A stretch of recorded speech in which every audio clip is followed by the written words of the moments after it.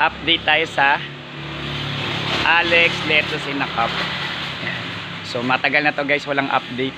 So it's been couple of months no, hindi tayo nag-update.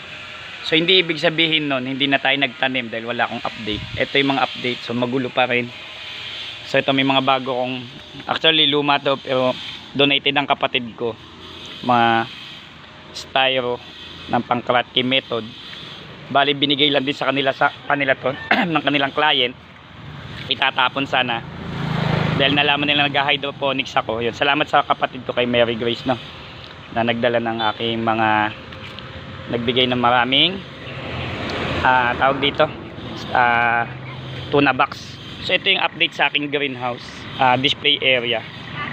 So yan, so sa mga nagsasabi kung may tanim pa daw ako, meron po tayo, hindi naman po ako nawalan ng tanim. For the whole year round, hindi po ako nawalan ng tanim. Bagyuhan man, ano man na mangyari, masamang panahon. So ako na lang po yung may tanim dito sa Naik, no, even ng mga masamang panahon. So yung quality somehow medyo naapektuhan, lalong gumanda yun. Ito yung lettuce natin. So kung gaano siya kalaki guys, ito yung kamay ko, malaking kamay ko, di ba? Hindi ko siya madadakma. Napakalaki niya. Halos isang plato yung sukat niya. Okay. So napakalaki talaga niya guys. Sobra. Hindi pa to full grown, kulang pa to ng ilang araw. 30 days lang to. 10 days pa. So yan. Tapos meron ako dito mga red lettuce. Yan. Ang tawag diyan is Commander. Galing kay Katanim. So yun. So karawan dito galing kay Katanim. Ayan. So fresh na fresh yung aking lettuce. So may alternation siya na maliit malaki, maliit malaki para mag-grow pa, lumapad pa yung dahon. Yun ang sikreto ko. Bakit lumalapad yung olmeti ko na napakalaki? Kasi hindi nagtatamaan yung mga dahon sa isa't isa. So yun ang ginawa ko sa kanya. So kasi pag ito guys ay nagtamaan ng mga dahon, hindi na siya lalapad, bibilog na lang siya. So yan yung update natin. So tingnan natin guys yung aking tawag dito seedling area, at saka hindi kung saan tayo nagpapa vegetative stage ng ating lettuce. So yun, naapektuhan din yun ng bagyo. Yan. So yan yung itsura ng ating display area. Actually bala ko pa magdagdag dito ng dalawa pang display area dahil akala nila pag ganyan wala na akong stock, yan lang stock ko kakaunti, pero deep inside marami po yan. Mga piso wifi vendor, yan gulo-gulo ng bahay ko. Okay, ito yung greenhouse. Update sa greenhouse natin. Yan, nasira guys ng mga bagyo nagdaan.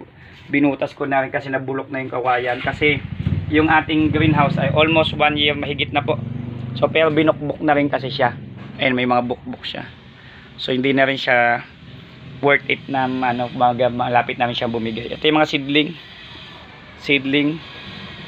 seedling pa rin. So yung mga seedling ko is Olmeti. Yan. Seedling pa rin. Ito naman is Junction. Yan, bagong tanim. Uy, hindi ko pala natakloban to. So ito.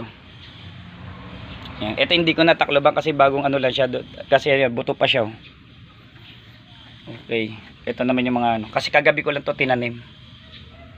Yan, ito is Junction, yung mga bagong tanim Junction. Yan, Junction. So tatakloban ko muna siya. So mamaya takloban ko siya.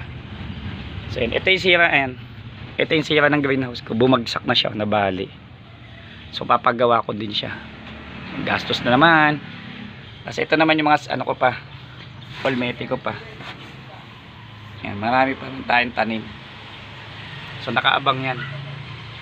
So yun, so sana tuloy-tuloy pa rin, no? Huwag na gumanda na yung panahon. So yan, so may nagsasabi wala daw akong tanim. Marami po tayong tanim. Apakarami. Ayan, at maraming seedling. So takloban ko lang guys yung tag dito. Itong ano natin. Ito kasi seedling pa siya, kailangan pa siya ikulog. Okay.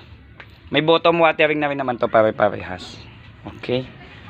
So yan, sa mga nagsasabing wala akong seedling, ay marami po tayo seedling. Sangkaterba ho.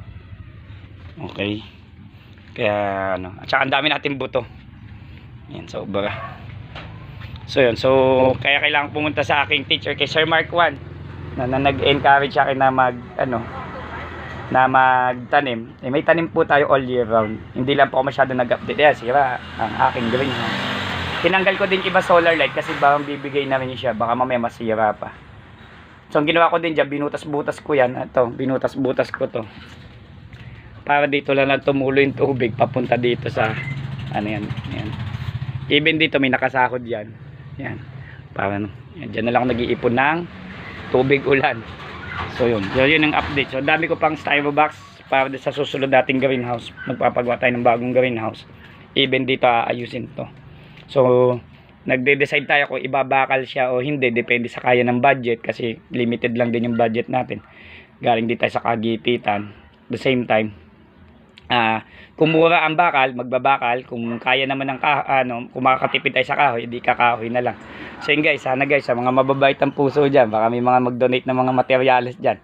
Maraming salamat po. PC mo gawa mo, Alex Leto Sinakap. Don't forget to subscribe.